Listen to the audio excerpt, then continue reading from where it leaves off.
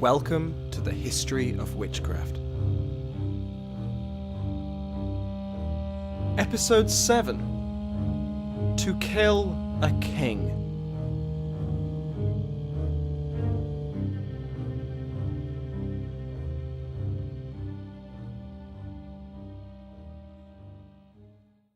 Welcome back to the History of Witchcraft podcast.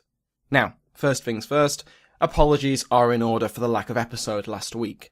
For those unaware, when I'm not writing podcasts, I'm writing my postgraduate dissertation, and I had a sudden spike in deadlines that I had let sneak up on me. But as the phrase goes, absence makes the heart grow fonder. So I fully expect every single one of you is now madly in love with my voice. It's okay, it happens all the time. Nothing to worry about. Anyway, 2 weeks ago we covered what actually made up the witch beliefs, focusing on three main topics. The first was the witches' sabbat, where witches gathered to plot their evil deeds, recruit new followers of the devil, and of course, have sex with him. The second was the witch's mark, or teat, a growth or blemish that was often pointed to as foolproof evidence that someone was in league with the devil. The witch's mark was used to identify witches to other witches, as well as to feed their familiars, if they had one. The third topic was some of the methods used to establish the truth, other than just run-of-the-mill torture, namely the act of witch pricking and the trial or ordeal by water. I decided to cover these topics because they are central to many of the witch crazes we have already covered, and will cover in the future, but during my break I realised that all three are central to the topic I've decided to do today. That topic, my handsome and intelligent listeners, is a person, and that person has a name. James Stewart. Now, that is James the Sixth of Scotland to you, at least prior to 1603, and from then on he became James VI of Scotland, as well as James I of England and Ireland. Today, however, we will only be talking about James as King of Scotland, since today's episode is only going to be about a small part of his life. I plan to cover the bulk of his life over the next few episodes, partly because James is wholly involved in the pursuit of witches throughout his reign, but also because accusations of witchcraft are inextricably tied to the various uprisings and factions that plagued his rule. Now, while today may be a relatively short episode, I have a good reason, which I promise I will explain at the end of the show. Today, we will exclusively be hearing the romantic tale of James's marriage to Princess Anne of Denmark. And it truly is quite a romantic tale, especially by the standards of the time when marriages were political. Not to say that this union was based on true love, oh goodness no, this was still a royal marriage made for political benefit, but still, it has to be said, James was certainly a gentleman about the whole thing. We begin the tale of James's quest for marriage in 1585. James is 19 years old, a strapping young lad who has had a, shall we say, challenging life. His mother, Mary Queen of Scots, was exiled shortly after he was born, and ever since young James had been little more than an object passed around by opposing factions. Even after assuming full kingship at the ripe old age of 12, James faced coup after coup, being kidnapped multiple times and facing down rebellions left, right and centre. So when, in 1585, he first sent out feelers to King Frederick II of Denmark about marrying his daughter, Elizabeth, it wasn't because he was feeling overly broody. A royal marriage would provide legitimacy to the young king, and in a worst-case scenario, if deposed in one of the endless conspiracies, he would have an ally to grant him refuge and, hopefully, back up a reconquest of his kingdom. We of course know that James would keep his throne, and even gain another over his lifetime, but in the restless atmosphere of early modern Scotland, there was no certainty that this would be the case.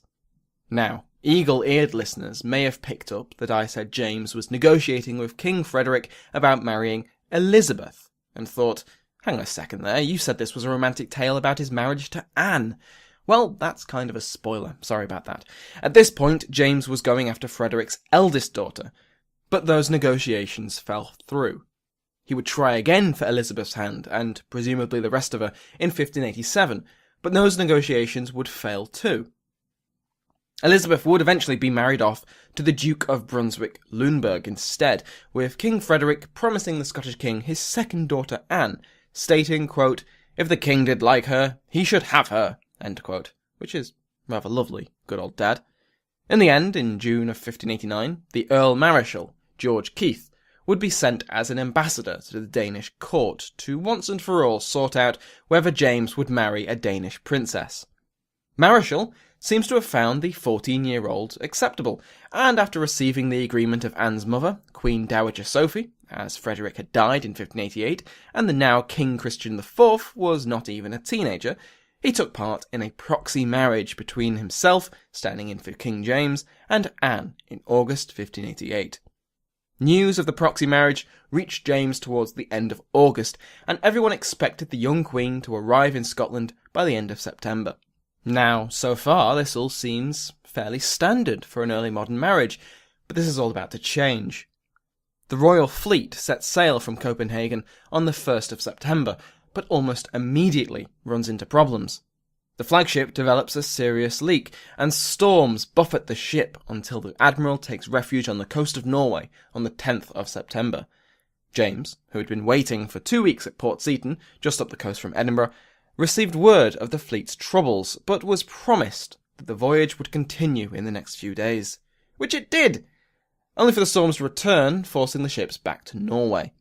On the 10th of October, James received a letter from his new wife, lamenting that the voyage would have to be abandoned until the spring, and that she would winter in Oslo. Now, it would be perfectly acceptable, indeed expected, for James to leave it at that. He had a kingdom to rule after all, and Anne seemed safe enough in Oslo. Come spring, she would continue her voyage and would be with him soon enough. Of course, this is where James's romantic side got the better of him. That, or impatience, who knows. By the 22nd of October, James had made arrangements for his absence, and he set sail from Leith with a 300-strong retinue and a fleet of his own. He would not see Scotland again until May the following year, and he left knowing he would be gone for some time. Now, considering his reign up to this point, James was either supremely confident that his government was secure enough to handle his absence, or he was head over heels in love with Anne, and believed that she was worth risking his kingdom over. Maybe it was a bit of both.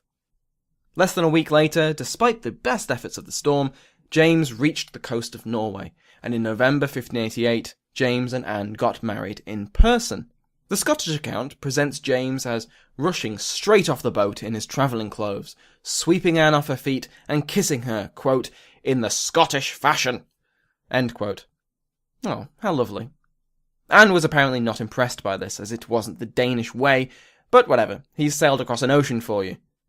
However, the Danish version of events has James follow all the diplomatic niceties, announced by heralds, surrounded by his retinue, and in ceremonial dress. I leave it up to you to choose your preferred story. The newlyweds enjoyed a month in Oslo, before boarding their combined fleets and setting sail for Anne's native Denmark, which they reached in the new year. Apparently, having enjoyed it so much the first time around, the two monarchs had another wedding ceremony in Kronborg, and they stayed in Denmark until April. During this time, James of course spent some time with his new in-laws, Queen Sophie, young King Christian, and Christian's 4 regents. They also attended the marriage of Elizabeth to the Duke of Brunswick, which must have been something of an experience for both James and Anne.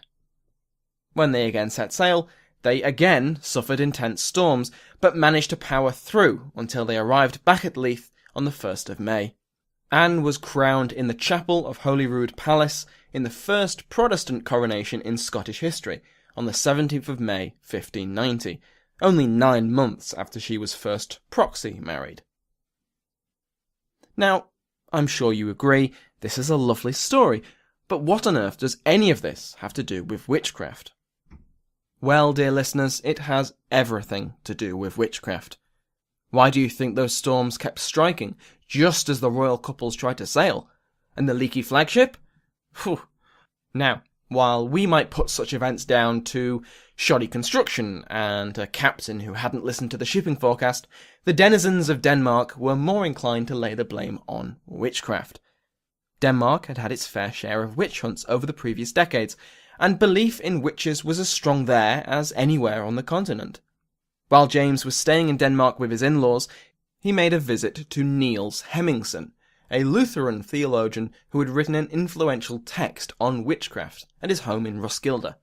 In his text, the Admonitio de Superstitionibus Magicus Vitandis, which is something of a mouthful, he attempted to define witchcraft as any superstitious behaviour, also arguing that not only did many witches not have pacts with the devil, but also that many of the more impossible feats claimed by confessed witches, such as riding on a broomstick for example, were in fact only illusions. James appears to have been heavily influenced by this meeting with Hemmingsen, and some scholars have pointed to his visit to Denmark as giving the Scottish king his obsession with witchcraft. Almost immediately after the first setback in Princess Anne's journey, the admiral of Anne's fleet, a man by the name of Monk, lay the blame for both the storms and his leaky ship on a Copenhagen woman he had insulted. Similarly, when the Danish Minister of Finance was accused of insufficiently preparing the fleet for travel, he claimed the storms were supernatural in origin and therefore no man could adequately protect against them. There are contradictory accounts of what followed. Some sources state that the minister accused a woman called Karen the Weaver of being the mastermind behind the plot, and that she was arrested in July 1590. But others state that the investigation into the storms was complete by July. Whatever the truth, Karen the Weaver, Anne Coldings, Malin, the wife of Copenhagen's mayor, and between 3 and 9 other women were executed for their involvement in the plot to kill the royal couple. News of these trials reached Scotland in July. Whether James was inspired by his Danish counterparts, or by his meeting with Hemmingsen, or even if he had always intended to pursue witches in his realm, the following years were an orgy of trials, as the supposed conspiracy to kill the king and his new bride was rooted out. We will examine the North Berwick trials, as they would come to be known, in a future episode. But for now, I will bring this episode to an end. Now, this is a much shorter episode than I would normally write, and I am sorry for that, but I have a very good reason. Not just that my academic career is on the line. Oh, no, nothing as boring as that, although it is true. No, the reason today's episode is so short is that my podcast writing time has been taken up with a guest episode for the History of England podcast. I was genuinely honoured to be asked by David to write for his brilliant show, since it was his relaxed, entertaining approach to history that inspired me to start my own podcast. So, if you're listening to this as it's released, go check out David Crowther's History of England podcast this coming Sunday. I will be talking all about Tudor witchcraft beliefs, their laws, religious strife, and the clampdown on superstition. And to borrow a turn of phrase from David, I am like a pig in muck. Probably could have chosen a slightly more flattering phrase in hindsight, but what's done is done. Before I go, a little bit of housekeeping. First, thank you to Nima A for your flattering review on iTunes. It was lovely to see that. For those unaware, iTunes reviews only show up on the reviewer's country's store, making it very difficult to track them down. I've signed up to a free service that is meant to inform me when the show gets a review, but it doesn't often do that. So if you've taken the time to leave a review, which is one of the best ways to support the show, I might add, and would like a shout out, please let me know by email at witchcraftpodcast@gmail.com or on the Facebook page. Secondly, the show is now on Stitcher, which seems to be quite a popular app for podcasts. So if you've got a friend who enjoys history podcasts but only uses Stitcher, give them a nudge and let them know about the show. Thank you for listening to this episode of the History of Witchcraft. If you've enjoyed the episode, please consider leaving me a positive review on iTunes, Stitcher, or whichever podcast app you use. You can visit the website at thehistoryofwitchcraft.co.uk, where you will find my contact details if you have any questions. The show also has a Facebook page and a Twitter feed if you want to keep up to date. The intro and outro music have been provided by Sounds Like an Earful. Thank you again for listening.